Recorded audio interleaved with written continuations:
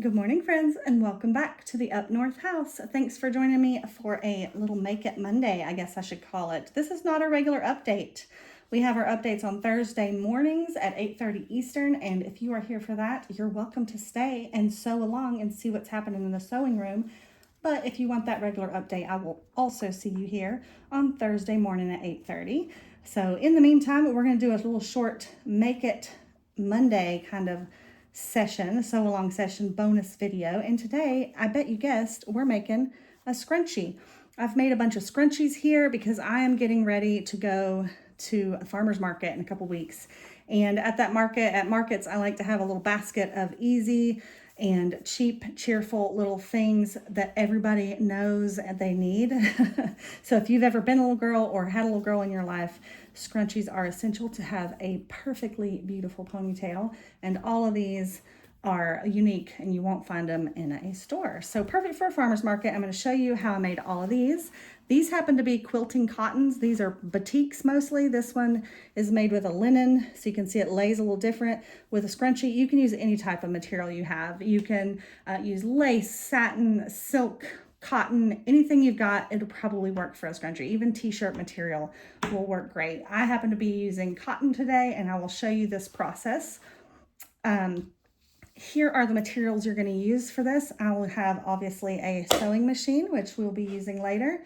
I have a piece of elastic. This is a 1/4 inch piece of elastic cut into an 8-inch length. So 8 inches, 1/4 inch. You can have thicker elastic if you want. I've also seen people use just a regular hair tie like this, and they cut it and put it in the same way you would elastic. So really whatever stretchy that you've got probably will work for this.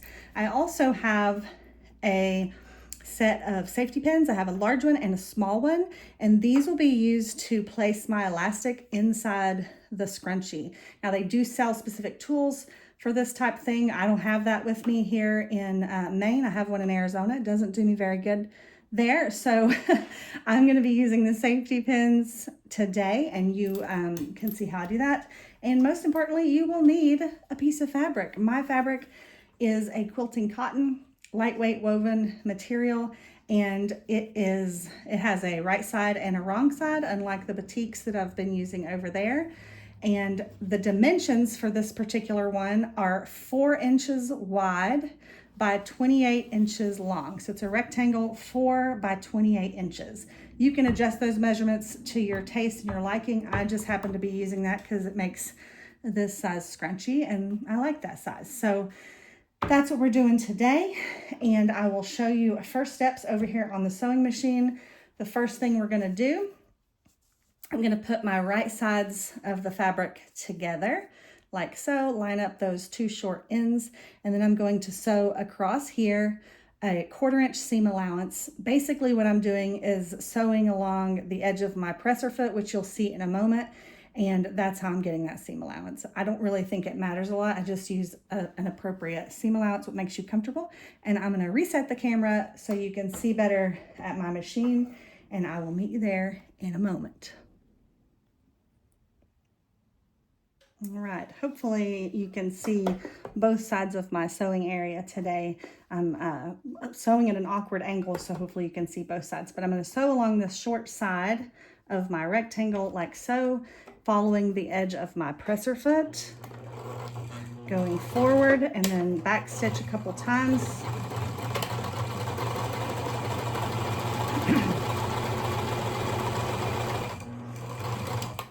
And then reverse. Okay, then I remove that, trim my threads, and then I'm going to push my machine out of the way for a moment so you can see hopefully what I'm doing here. I have made basically a little circle. You can see that, just a little circle there. And normally I would get up and go to the iron, but I'm kind of locked in here with the camera. So for the sake of YouTube, I'm going to finger press that seam that I just did. Just going to press it open like this. And then I'm going to flip over my little circle that I made so that seam is facing down. Then the top layer, see how that's the right side? I'm going to take that top layer and fold it in fourths onto itself, exposing the bottom layer where that seam is that just flipped in there. And then this is the burrito method. So I'm making my burrito right now. I'm gonna wrap this around my little wad of, we'll call it beans in the middle, wrap it around, and I'm gonna use my little seam. I'm gonna match it up with itself right there. And just so that that matches when I sew my little scrunchie tube, I'm gonna pin it because I want that little seam to match up. Just like that. And now you can see, hopefully I have a burrito, and along my raw edge of fabric, none of the other parts of the fabric are touching. It's just 2 layers of fabric here, and everything else is rolled up and well out of the way. So now I'm gonna pull my machine back over here, where hopefully you can see it.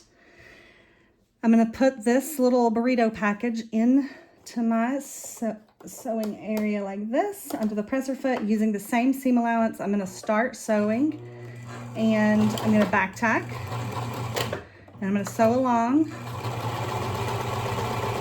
making sure to follow the edge of my fabric with my foot and keeping all this bulk rolled up and well out of my way. So I don't want to catch any of that with my needle. I remove my pins as I come to them.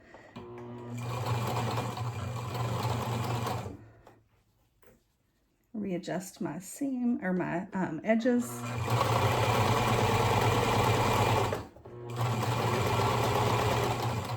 And I've sewn about as far as I can. I'm running out of space, but I want to make sure my needle is in the down position so that it kind of stabilizes my fabric for the next part. And I'm going to take that rolled up section and begin to pull it through this little burrito tube that I've made right there. You see how I did that? And now I have a fresh section to continue sewing. So I'm going to readjust, roll that part up, put it back in my little burrito, get my raw edges back together, make sure all that is well away from my seam, and then continue sewing straight.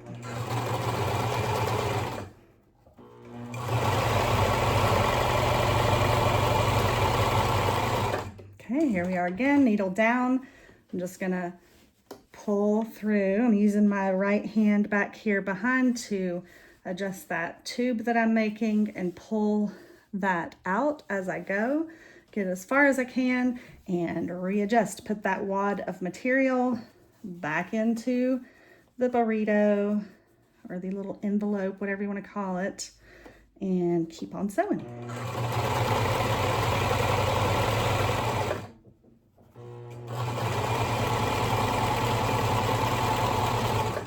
Needle down.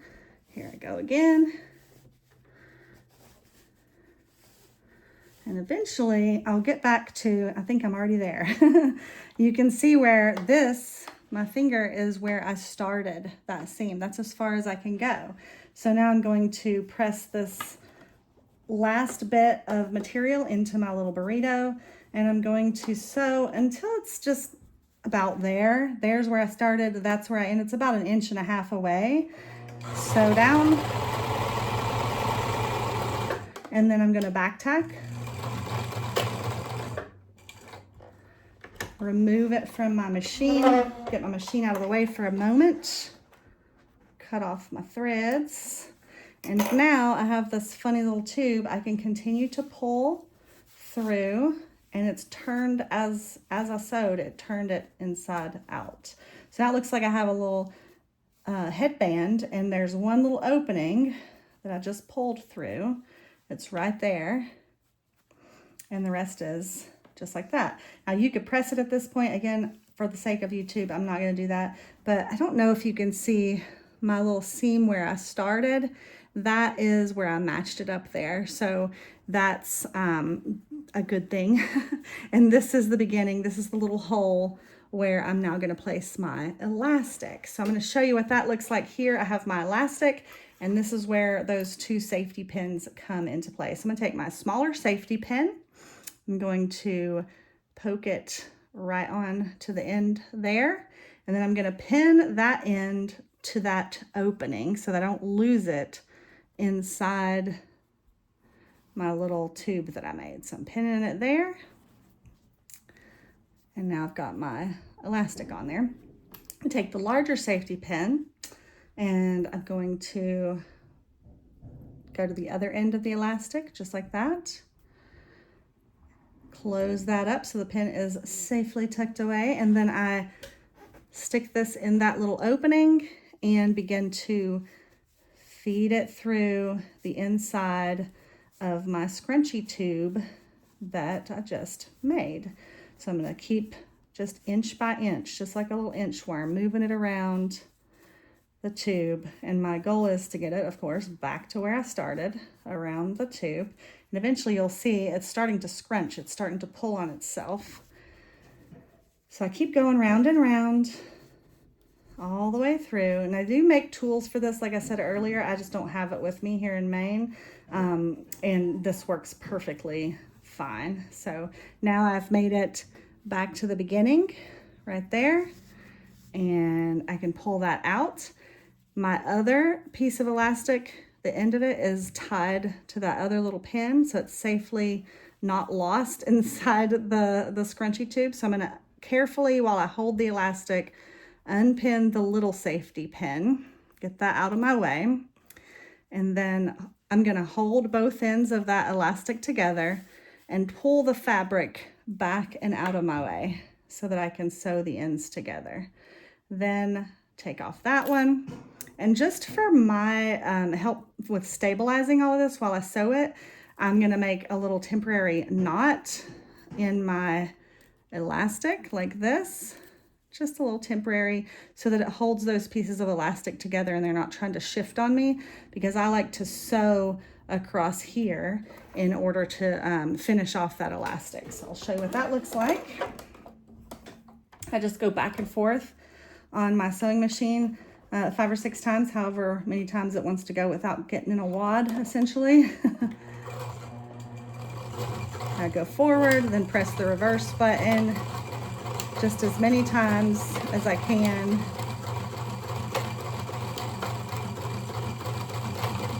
And now it's starting to gum up a little, so I'm going to take that out and trim everything off of there. Get my threads out of the way. And now that little temporary knot, I've got that sewn across there. Hopefully you can see that dark thread. That temporary knot, I'm going to take that out. And I've pulled it pretty tight for some reason, so you have to work at it. That's okay, it'll come out. Some people just tie it in a knot and leave it. I just don't prefer to do that. You could tie it in a knot and sew it just to make it nice and secure in there, because it's going to get a lot of stretch. But now you can see it's looking like a scrunchie. I have that little hole. Now you could take some complementary thread or some invisible thread or whatever and whip stitch it with a hand stitch. I love to use my sewing machine, so I'm just going to go ahead and do that. I'm going to finger press that closed and just top stitch along that opening. My thread kind of blends to this fabric, and I'm just going like very close to the edge, making sure to catch both sides of fabric.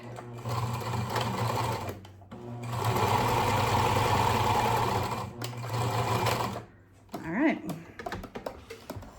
taking that out, and then I trim my threads very close, just like so.